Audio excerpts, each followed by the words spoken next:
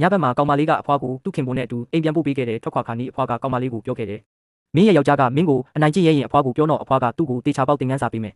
နောက်ဆုံးမှာကောင်မလေးကအဖွားကိုနှုတ်ဆက်ပြီးပြန်ပို့လိုက်တဲ့အဝေးမှာရက်နေတဲ့သူ့ခင်ပွန်းကိုကြည့်ပြီးကောင်မလေးအယမ်းပျော်နေခဲ့တယ်ကားပေါ်ရောက်တော့သူ့ခင်ပွန်းကမေးတယ်အဖွားကမင်းကိုဘာပြောခဲ့တာလဲဒါပေမဲ့ကောင်မလေးကမပြောဘူးလို့ပြန်ဖြေခဲ့တယ်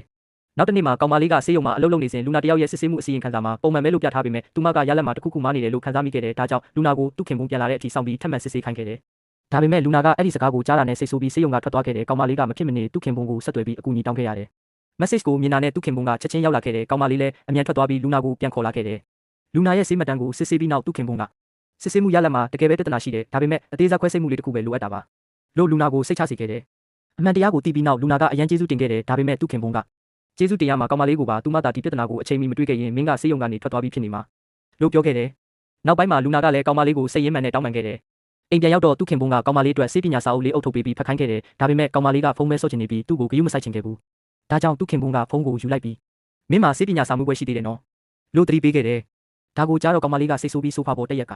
အိမ်မှာတော့ကျမကရှင့်မိမပဲလေပါလို့ကောင်းကောင်းမနာရတာလေလို့ပြောခဲ့တယ်ဒါပေမဲ့သူ့ခင်ပွန်းကတော့စာဖတ်ဖို့ပဲစက်တိုက်တွန်းနေခဲ့တယ်ကောင်မလေးကဆိုဖာပေါ်လှည့်ချလိုက်ပြီးအရန်စိတ်ညစ်သွားခဲ့တယ်သူမကဖះကြီးကျမရဲ့ယောက်ျားကိုပြောင်းလဲပေးပါဦးလို့စိတ်ဆိုးဆိုးနဲ့ပြောလိုက်တယ်သူ့ခင်ပွန်းကတော့အဲ့ဒါမဖြစ်နိုင်ဘူးလို့ပြန်ပြောခဲ့တယ်နောက်ပိုင်းမှာကောင်မလေးကမုံစားရင်စာဖတ်နေခဲ့ပြီးညက်နက်သွားတဲ့အထိစက်ဖတ်ခဲ့တယ်အဲ့ဒီအချိန်မှာပဲစပွဲပေါ်မှာအိပ်ပျော်သွားခဲ့တယ်ဒါကြောင့်သူ့ခင်ပွန်းကအနားရောက်လာပြီးသူ့မလက်ထဲကဘောပင်ကိုယူလိုက်ကမင်းမျက်နှာပေါ်မှာဘောပင်မြင်စွန်းနေတယ်လို့ပြောခဲ့တယ်ကောင်မလေးကလက်ပေါ်ကိုတွေးထွေးပြီးအဲ့ဒီအစုံကိုတုပ်ပစ်လိုက်တယ်ဒါကိုမြင်ပြီးသူ့ခင်ပွန်းကအရန်ယူရှာသွားခဲ့တယ်ကောင်မလေးကပြုံးပြီးရှင်ကကျမကိုယွန်းလာလားလို့မေးခဲ့တယ်ပြီးတော့တွေးထက်ထွေးကသူ့လက်ချောင်းကိုခင်ပွန်းဘက်ထိုးပြလိုက်တယ်ဒီမြင်ကွင်းကိုမြင်တာနဲ့သူ့ခင်ပွန်းကကြောက်လန့်ပြီးအခန်းထဲကိုအမြန်ပြေးဝင်သွားခဲ့တယ်ကောင်မလေးကပြုံးပြီးနောက်တစ်ခါကျမကိုစာမဖတ်ခိုင်းနဲ့တော့လို့ပြောခဲ့တယ်